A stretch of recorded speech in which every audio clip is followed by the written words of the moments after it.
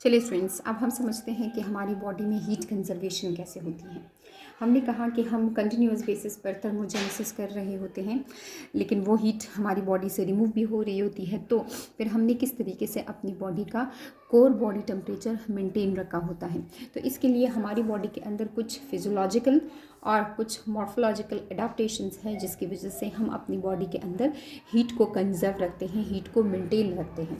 तो ये जो एडाप्टेशंस हैं हमारी बॉडी के अंदर, इसमें सबसे पहले हम बात करते हैं फैट्स की, कि हमारी बॉडी में फैट्स मौजूद हैं, लेयर्स ऑफ फैट्स मौजूद हैं। और ये जो फैट्स हैं ये हमें इंसुलेशन प्रोवाइड कर रहे हैं। इंसुलेशन का मतलब ये है कि आपकी बॉडी की हीट को बाहर जाने से रोक रहे होते हैं। ठीक है, फैट्स का जब हम पढ़ते हैं तो हम सबसे पहले बात ये करते हैं कि ये सोर्स ऑफ एनर्जी है, ये कार्बोहाइड्रेट में कन्वर्ट होते रहते हैं और हमें एनर्जी प्रोवाइड करते रहते हैं, मतलब नॉर्मल अगर हम फंक्शनिंग पढ़े फैट्स की। लेकिन हम सेकेंड बात यही करते हैं कि ये हमारी बॉडी को इंसुलेशन प्रोवाइड कर रहे होते हैं। तो where these layers of fats are present, they are present below the skin. लेकिन स्किन में कहाँ पर?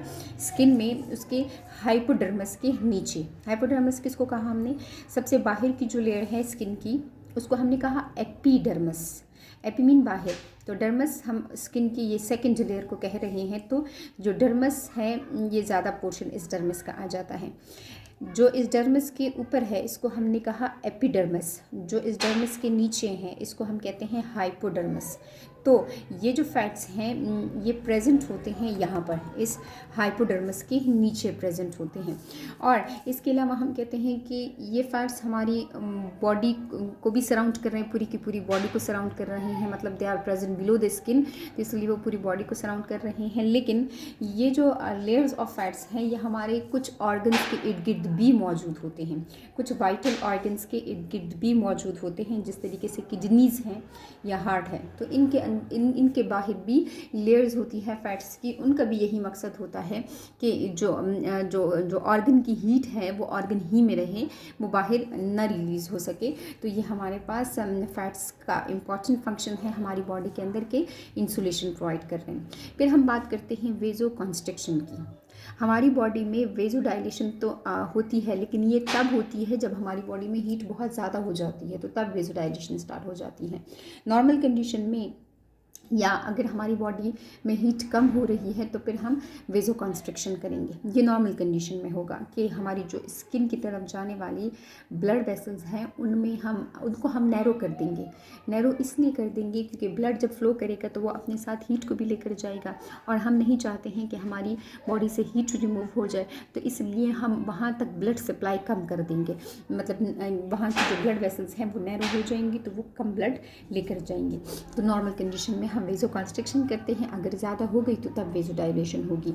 अच्छा, ये बात होगी। फिर हम कहते हैं कि हमारी बॉडी के ऊपर जो स्किन है उसमें प्रेजेंट होते हैं हेयर्स। ऑल्दो कि ये हेयर्स मेमल्स में प्रेजेंट है बहुत ज़्यादा, लेकिन ह्यूमन बीइंग के केस में इतने ज़्यादा हेयर्स बॉडी के ऊपर हमने मौजूद नहीं होते हैं, तो मेमल्स में बहुत ज़्यादा होते हैं। तो इन हेयर्स का प्रेजेंट होना स्किन में, ये इनका काम भी इंसुलेशन प्रोवाइड करने का होता है। इंसुलेशन किस तरीके से ये प्रोवाइड करते हैं? हम कहते हैं कि जब हमारे पास ये हेयर्स इस तरीके से, मैं यहाँ पर आपको दिखा भी देती हूँ, यहाँ पास एक हेयर है और ये दूसरा हेयर है। नॉर्मल कंडीशन में तो ये अपराइट कंडीशन, मतलब स्टैंडिंग कंडीशन में नहीं होते हैं, इसे थोड़े से तिरछे हुए होते हैं। तो अब जब हम चाहते हैं कि हमारी बॉडी से हीट ना लॉस हो तो फिर हम इनको सीधा खड़ा कर देंगे, हम इनको स्ट्रेट कर देंगे, हम इनको स्टैंडिंग कंडीशन में लाएंगे। तो फिर क्या होगा? हवा यहाँ से नहीं टकरा सकेगी, तो हवा नहीं टकराएगी, यहाँ से टच नहीं होगी। ये हमारी स्किन है, तो अगर स्किन से नहीं टच होगी तो इट मीन के कन्वेक्शन का प्रोसेस नहीं हो रहा है। कन्वेक्शन का हमने देखा ना कि कन्वेक्शन का मतलब ये है कि आपकी बॉडी से हीट लॉस हो इस तरीके से कि जब आपकी बॉडी पर से कोई मीडियम गुजरता है, मतलब कि हवा गुजरती है या लिक्विड गुजरता है, तो वो आपकी बॉडी की हीट को लेकर चला जाता है। तो इस स्किन के साथ हम हवा का कांटेक्ट नहीं लाना चाहते हैं, तो इसलिए हमारी बॉडी के ऊपर हेयर्स प्रेजेंट होते हैं। अच्छा, अब इसी बात को बुक में गूज पिम्पल से या गूज बम्प से के साथ एक्सप्लेन किया हुआ है। अच्छा, हम कहते हैं कि जो हमारे पास हमारी बॉडी में हेयर्स मौजूद हैं, तो इसका जो बेस होता है इसको हम कहते हैं हेयर फॉलिकल। इस बेस के साथ एक स्मूथ मसल अटैच है जिसको हम कहते हैं हेयर इरेक्टर मसल, मतलब कि ये हेयर को इरेक्ट करेगा। इरेक्ट मीन उसको स्टैंडिंग कंडीशन में लेकर आएगा।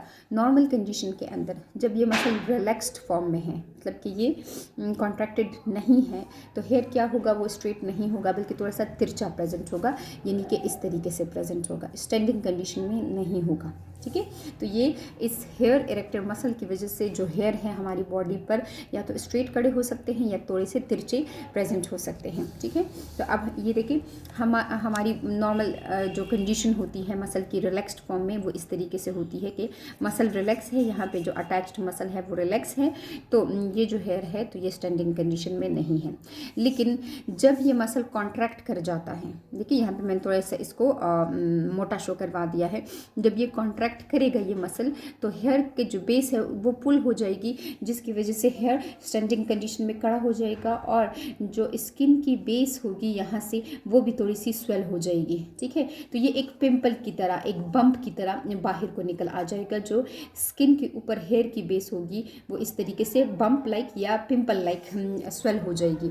तो इसको हमने गूज पिंपल क्यों कहा? हम कहते हैं कि गूज एक बर्ड है, और बर्ड, ये बर्ड के ऊपर से अगर हम फेदर हटाते हैं तो जहाँ से फेदर निकला हुआ होता है वो एरिया थोड़ा सा बम्प हो जाता है, थोड़ा सा बाहर को निकल आ जाता है, मतलब पिंपल की तरह बाहर को निकल आता है। तो हमारी बॉडी पर जब ये हेयर्स इस तरीके से स्टैंडिंग कंडीशन में आ जाते हैं तो यहाँ की बेस भी स्वेल हो जाती है, इस तरीके से इनकी बेस स्वेल हो जाती है, तो हम कहते हैं इनको गूस की तरह बम्प्स बन गए हैं। मतलब वो बर्ड्स की जो बॉडी के ऊपर फेदर्स हटने के बाद जो उसकी स्किन की अपीयरेंस होती है, उसकी अपीयरेंस और अब हमारी स्किन की अपीयरेंस एक जैसे हो जाती हैं।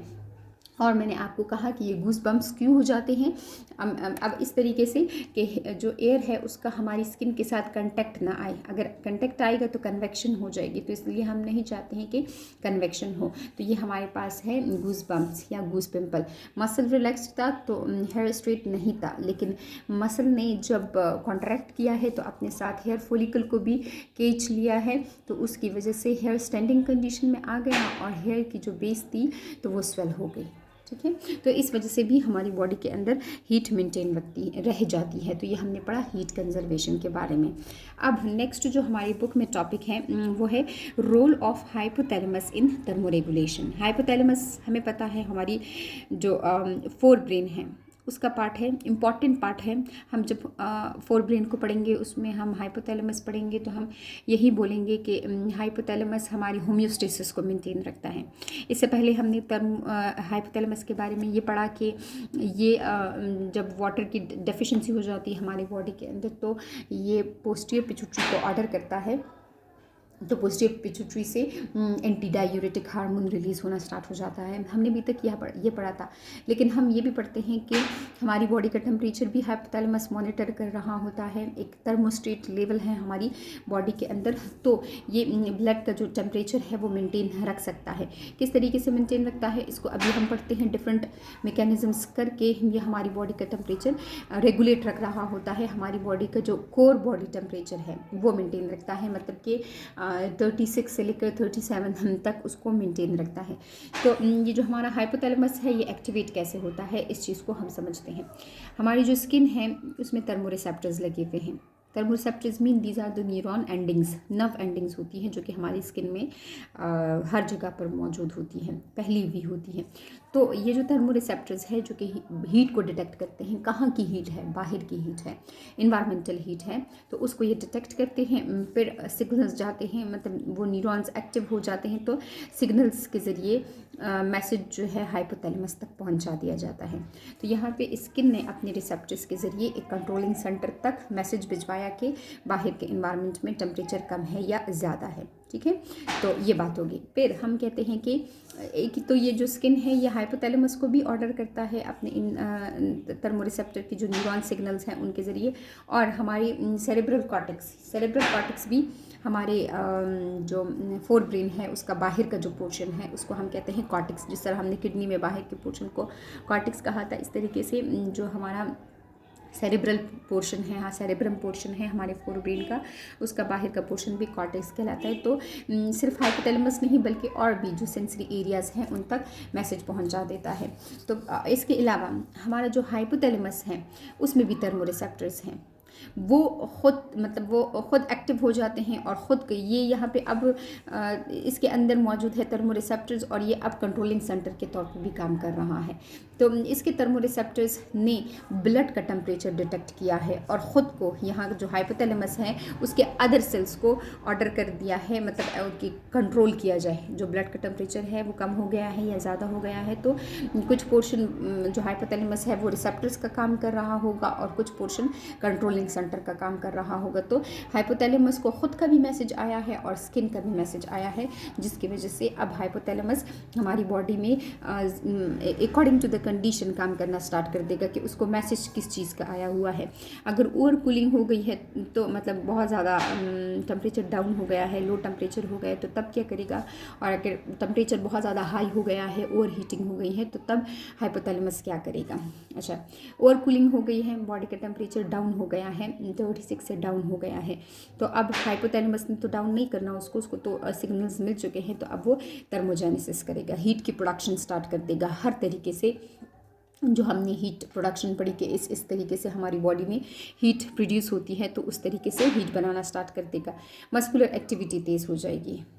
मस्कुलर एक्टिविटी तेज़ होने की वजह से हमने बात की कि मसल जब कॉन्ट्रैक्ट करते हैं तो उस टाइम बहुत ज़्यादा अमाउंट में एनर्जी रिलीज़ होती है, तो ये हमारी इंटरनल बॉडी हीट को हम फिर प्रोवाइड कर दी जाती है।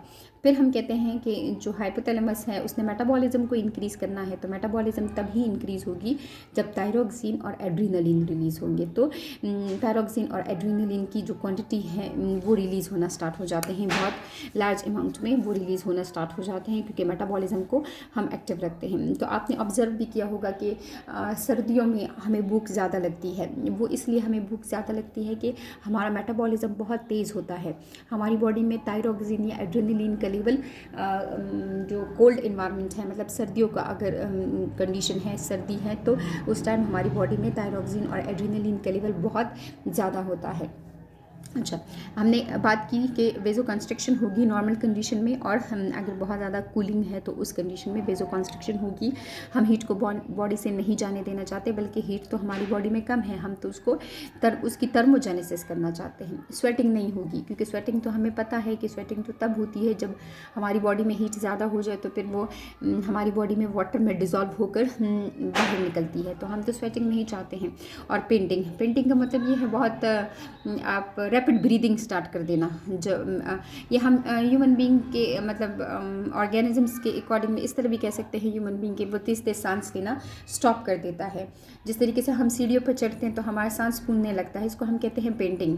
या अगर हम बहुत तेज़ दौड़ते हैं तो हमारा सांस फूलने लगता है, इस चीज़ को हम पेंटिंग बोलते हैं। तो अब ये पेंटिंग नहीं करवाएगा, आप चाहे जितनी भी हैवी काम कर लो तो ये पेंटिंग नहीं करवाएगा।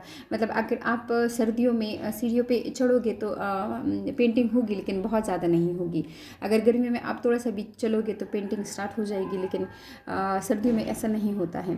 और पेंटिंग हमने ह्यूमन बीइंग के कंटेक्स्ट में ये बात कर ली कि बहुत ज़्यादा तेज़ी के साथ सांस लेना, इस चीज़ को हमने पेंटिंग कहा। जबकि यही फिनोमेना अगर हम डॉग में बोले तो डॉग की जो स्किन है उसके ऊपर कोई भी स्वेट ग्लैंड्स नहीं लोकेटेड होते हैं, उसकी टंग के ऊपर स्वेट ग्लैंड्स लोकेटेड होते हैं। तो जब उसको बहुत ज़्यादा गर्मी लगती है तो वो अपनी टंग को बाहर निकाल लेता है और बहुत ज़ोर ज़ोर से सांस लेने लगता है, जिसकी वजह से वो हवा जब अंदर आ रही है और बाहर जा रही है तो वो अपने साथ हीट को भी लेकर चली जाती है। तो ये हम डॉग के कंटेक्स्ट में भी कह सकते हैं और ह्यूमन बीइंग के कंटेक्स्ट में भी कह सकते हैं। तो अभी यहाँ पे पेंटिंग नहीं कर रहा है वो, क्योंकि बॉडी में हीट की डेफिशिएंसी है। तो यहाँ पे हमने ओवर कूलिंग की बात कर ली। अब हम कहते हैं कि जो हाइपोथैलेमस है अगर बहुत ज़्यादा ओवर हीटिंग हो गई है तो वो क्या करेगा, वो जो है मस्कुलर एक्टिविटी डिक्रीज़ कर देगा। शिवरिंग है या मस्कुलर एक्टिविटी है वो डिक्रीज़ कर देगा। अगर गर्मी में आप गौर करें तो हम बहुत ज़्यादा एक्टिव नहीं होते हैं, ठीक है। वो इसलिए एक्टिव नहीं होते हैं क्योंकि वहाँ पे हमारा हाइपोथैलेमस इस चीज़ को मॉनिटर कर रहा होता है, या हमारा ब्रेन के जो अदर पोर्शंस हैं वो इस चीज़ को मॉनिटर करें कि मसल ज़्यादा काम ना करें। हमारी जो मस्कुलर एक्टिविटीज़ हैं वो सर्दियों में बहुत ज़्यादा हाई होती है, हम एक्टिव होते हैं सर्दियों में, जबकि गर्मियों में हम इनएक्टिव होते हैं। अच्छा, और हम कहते हैं कि मेटाबॉलिज्म को डिक्रीज़ करेगा, ठीक है। तो ये भी आपने ऑब्जर्व किया होगा कि जब बहुत ज़्यादा हाई टेम्परेचर होता है तो हम बहुत जल्दी थक जाते हैं, वो इसलिए कि हमारा मेटाबॉलिज्म डाउन हुआ होता है। वेज़ोडाइलेशन होगी, हीट ज़्यादा है तो हीट को स्किन के ज़रिए हम निकालना चाहेंगे, तो हीट जो ब्लड वेसल जा रही है उसमें भी हम ब्लड की फ़्लो ज़्यादा कर देंगे। अच्छा, स्वेटिंग इंक्रीज़ हो जाएगी क्योंकि स्वेट के ज़रिए ही से तो हीट बाहर निकलती है बॉडी से। इसके अलावा बाकी जो मैकेनिज़्म है, रेडिएशन है या एवोपोरेशन है, कन्वेक्शन, कंडक्शन, वो भी तेज़ हो जाएगा, वो प्रोसेसेस भी हम तेज़ हो जाएंगे। अच्छा, इसके बाद हम कहते हैं यूरिनेशन को डिक्रीज़ करेगा। तो यूरिनेशन को क्यों डिक्रीज़ करेगा? हम कहते हैं कि एक तो ये है कि जितना हमारी बॉडी में पानी रहता है तो वो कूलिंग का एहसास दे रहा होता है। दूसरा, हमारी बॉडी में अगर स्वेटिंग हो रही है तो फिर यूरिनेशन कम होगी क्योंकि स्वेटिंग में ऑलरेडी बहुत ज़्यादा अमाउंट में वाटर लॉस हो रहा है। वो हम जो पानी अपनी बॉडी में रखना चाहते हैं वो इसलिए रखना चाहते हैं कि वो हीट को लेकर बॉडी से बाहर निकले। जब यूरिनेशन होती है वो तो हीट को नहीं लेकर बाहर निकलता, जब स्वेटिंग होती है तो उस टाइम वाटर हीट को लेकर बॉडी से बाहर निकल जाता है। तो हम चाहते हैं कि बॉडी में वाटर रहे और वो यूरिनेशन की सूरत में कम रिलीज़ हो, जबकि स्वेटिंग के ज़रिए वो ज़्यादा रिलीज़ हो, क्योंकि स्वेटिंग का फ़ायदा हमें ये है कि वो हीट को लेकर बाहर निकल रहा होता है। और बिहेवियरल चेंजेस हैं, मतलब कि हम ऐसे कपड़े पहनना स्टार्ट कर देते हैं जिससे हमें कूलिंग का एहसास होता है, या हम अपनी जो रोटी है पंखे लगाना स्टार्ट कर देते हैं। एसीज़ हमें अच्छे लगते हैं जबकि यही पंखे, यही एसीज़ हमें सर्दियों में बुरे लग रहे होते हैं। तो बिहेवियरल चेंजेस भी लेकर आता है। इसके अलावा अगर ओवर हीटिंग है तो थर्स्ट मैकेनिज़्म को भी एक्टिवेट कर देगा। हाइपोथैलेमस, पानी हम ज़्यादा पिएंगे वो इसलिए कि स्वेटिंग ज़्यादा हो ताकि हीट बाहर निकल सके। तो ये हमने हाइपोथैलेमस का रोल पढ़ लिया। अक्सर बेटा उसमें आ जाता है, पेपर में आ जाता है कि रोल लिखे हाइपोथैलेमस को का, तो पहले आपने लिखना है कि ये थर्मोस्टेट लेवल है, थर्मोस्टेट है हमारी बॉडी का, हमारी बॉडी में टेम्परेचर को रेगुलेट रख रहा होता है। और किस तरीके से इसको पता चलता है, इसको सिग्नल्स कहाँ से आते हैं? एक तो स्किन से, स्किन ने कहाँ से डिटेक्ट की है? बाहर के इन्वायरमेंट से। कैसे? इसमें थर्मो रिसेप्टर्स लगे हुए हैं, तो उसमें सिग्नल्स के ज़रिए हाइपोथैलेमस को भी और डिफरेंट जो सेंसरी एरियाज़ हैं हमारे ब्रेन में उन तक भी मैसेज पहुंचा दिया। इसके अलावा हाइपोथैलेमस में खुद के भी रिसेप्टर्स लगे हुए हैं, तो उनको कैसे पता चला? स्किन ने तो बाहर इन्वायरमेंट से डिटेक्ट की थी, उन थर्मो रिसेप्टर्स में जो कि लोकेटेड है हाइपोथैलेमस में, उन्होंने कैसे पता चलाया? उन्होंने ब्लड से, ब्लड की जो टेम्परेचर था उससे पता चला लिया। यहाँ पे हम कहते हैं कि हाइपोथैलेमस एक्टिव हो जाएगा और फिर वो हमारी बॉडी में वही मैकेनिज्म करेगा जिसकी वजह से टेम्परेचर नॉर्मलाइज हो जाए।